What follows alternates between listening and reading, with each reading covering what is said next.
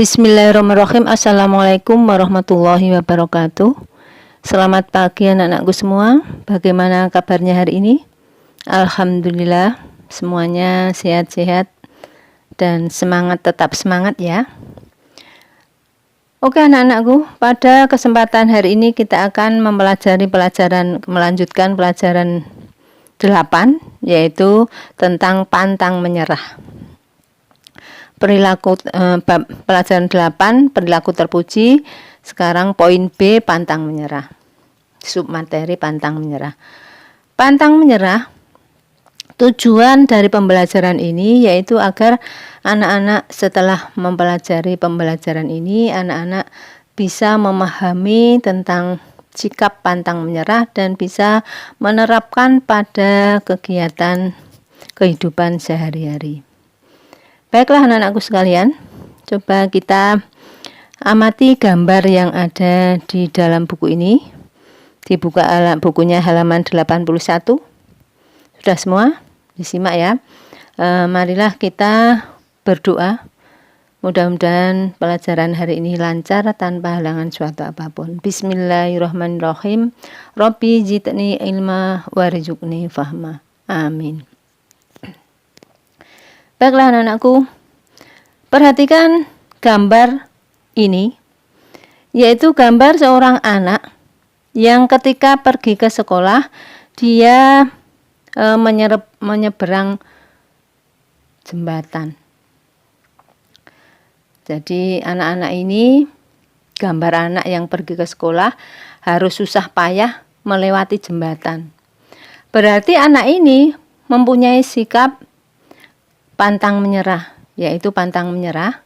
yaitu sebuah sikap yang tidak mudah putus asa dalam melakukan segala hal. Dan sikap ini biasanya selalu dibarengi dengan perasaan optimis. Apa sih artinya optimis?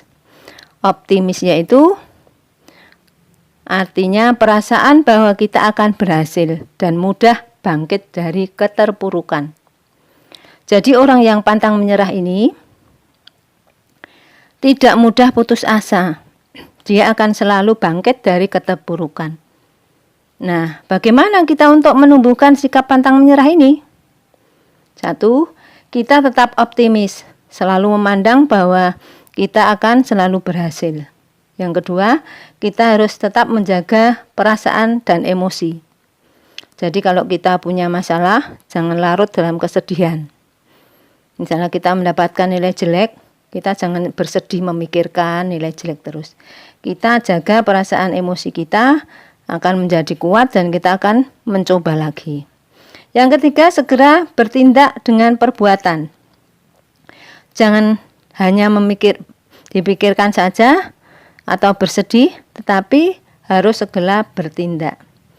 Kita mampu, kita percaya bahwa kita pasti bisa, percaya pada diri kita sendiri.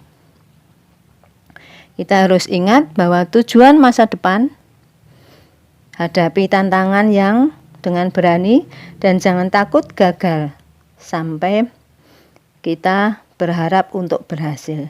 Kalau kita gagal, kita coba lagi, kemudian kita coba lagi dan sampai kita berhasil. Bukti bahwa pantang menyerah itu adalah tetap semangat. Dalam mengerjakan tugas sekolah itu kita harus tetap semangat. Jadi bukti pantang menyerah yaitu ada tetap semangat dalam mengerjakan tugas sekolah. Dan suka bekerja, tidak boleh berdiam diri. Tidak boleh diam saja. Jadi kalau kita mengerjakan sesuatu kok nggak bisa ya, coba lagi, dicoba lagi. Misalnya kita mengerjakan matematika, kita sekali salah, kita coba lagi. Nanti insya Allah sekali 2 kali pasti akan berhasil. Atau kita menghafal pelajaran, kok gak apa-apa sih? Kalau kita berusaha terus, maka insya Allah akan mudah menghafalkannya. Jadi pantang menyerah ini anak-anak manfaatnya yaitu tidak mudah putus asa. Ingat-ingat ya. Manfaat pantang menyerah yaitu tidak mudah putus asa. Yang kedua, selalu bersikap optimis. Jadi berharap baik berharap saya pasti bisa. Yang ketiga, selalu bersabar saat menghadapi kesulitan. Jadi kalau mengerjakan soal sulit, sabar. Bernyoba lagi, sabar. Yang keempat yaitu memperoleh kesulitan di masa depan. Kalau kita nggak mau pasrah, kita banyak pasrahnya, alah wis males aku soalnya nggak bisa. Nah itu maka akan memperoleh kesulitan di masa depannya. Sudah ya. Pelajaran pada hari ini kita lanjutkan pada pelajaran yang C, yaitu poin C, yaitu rendah hati. Rendah hati atau disebut juga tawadhu. Kalau bahasa Indonesia disebut rendah hati, kalau dalam bahasa Arab yaitu tawadhu. Kita lihat gambar yang ada di sini, ini adalah seorang pengemis. Siswa yang anak-anak yang telah memberi, ada pengemis datang, maka kita beri. Bagaimana sikapmu terhadap pengemis yang berdiri meminta di depan rumahmu? Kita beri seadanya. Jangan kita beri kemudian kita sambil memarahi. Jadi rendah hati itu bukan sikap yang merasa dirinya lebih hebat. Jadi rendah hati artinya tidak sombong, tidak tinggi hati, dan tidak pula membangga-banggakan dirinya.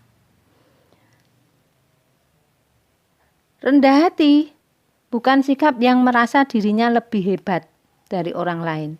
Bukan pula sikap lebih kaya dari orang lain. Bukan pula sikap lebih mampu dari orang lain atau lebih pintar dari orang lain. Sehingga sikap rendah hati sikap tidak bersikap merendahkan orang lain. Jadi kita itu harus mempunyai sikap rendah hati, tidak boleh merendahkan orang lain. Itulah rendah hati atau tawadhu, tidak merasa sombong dengan kelebihan yang dimilikinya. Akan tetapi rendah hati bukan juga merasa rendah diri dari orang lain, sehingga merasa malu atau minder, tidak mau tampil untuk unjuk kemampuan. Misalnya ditunjuk menjadi ketua kelas atau memimpin kegiatan yang ada. Karena merasa tidak bisa, maka kita selalu tidak mau menampilkan diri. Disuruh maju bu guru untuk menghafalnya, selalu tidak mau. Itu namanya rendah hati. Berbeda dengan rendah diri. Berbeda dengan rendah hati dengan rendah diri.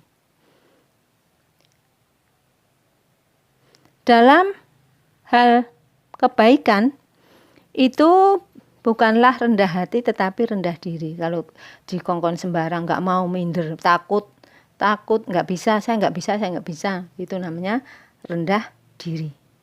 Jadi bisa dibedakan ya antara rendah hati itu tawadhu, selalu menghormati orang lain.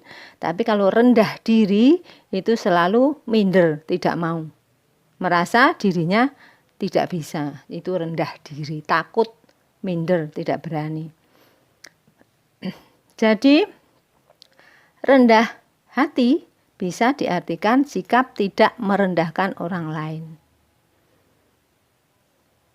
Dan juga tidak merendahkan dirinya sendiri. Nah, apa saja sih contoh rendah hati? Contoh rendah hati atau contoh tawadhu. 1.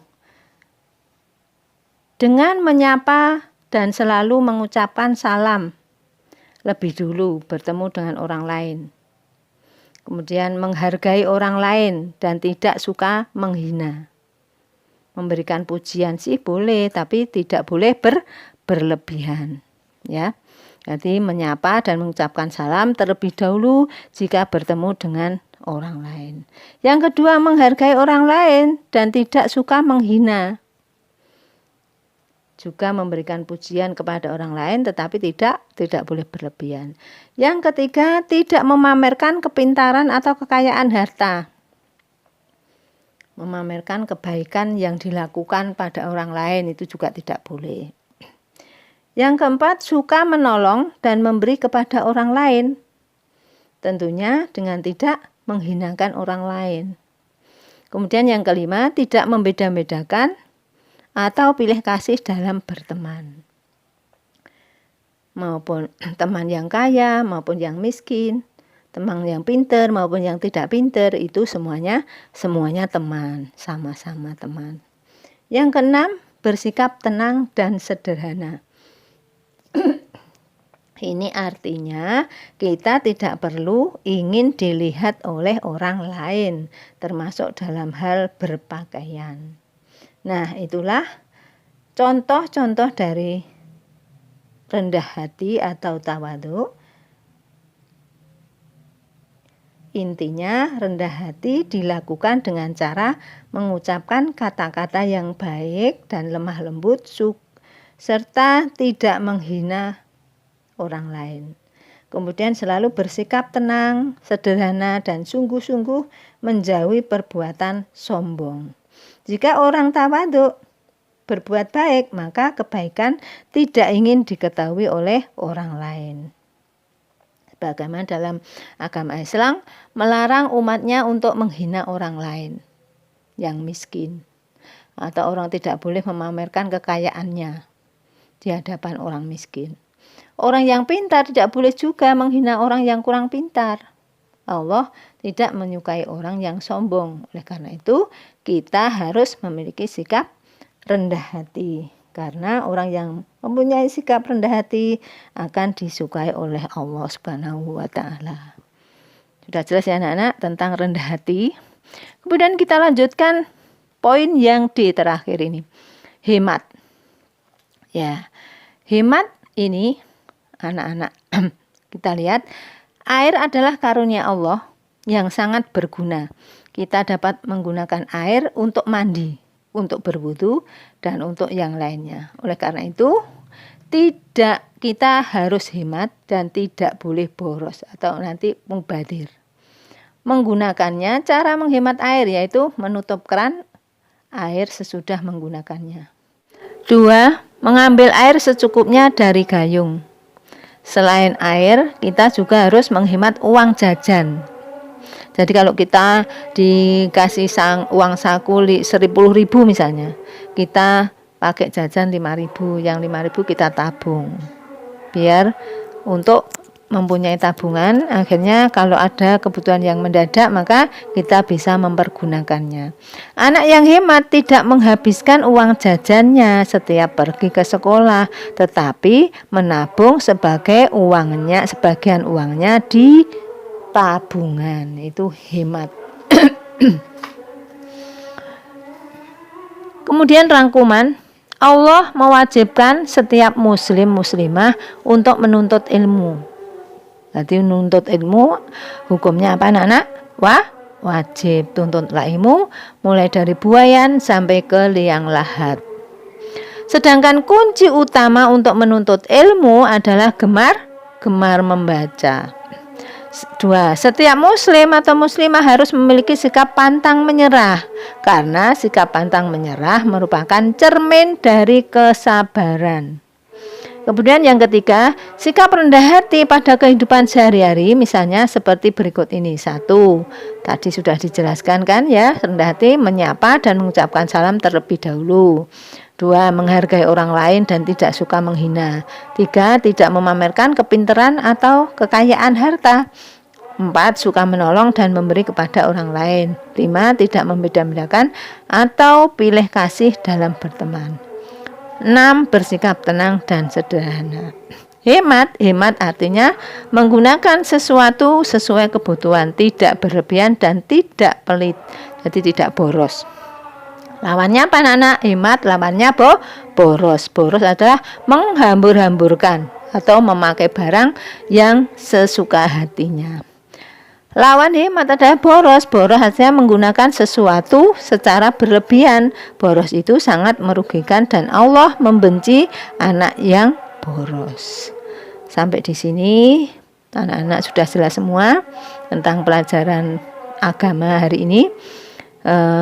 Kalau sudah, Bu Guru akhiri di sini.